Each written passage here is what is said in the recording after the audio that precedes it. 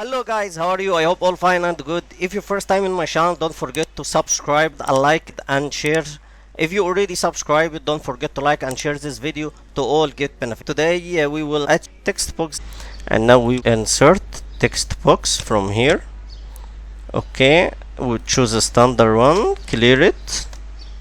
Let's write my name. Okay, backspace and this one and make it small.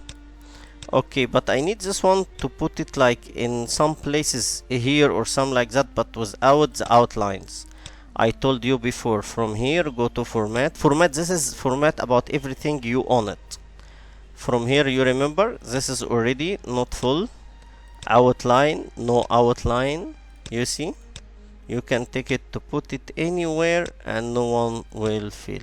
About this one, you can change it to this to be, you see, you can use it for more things. Put it in laptop, put it as a brand name, and hide everything. You got the point?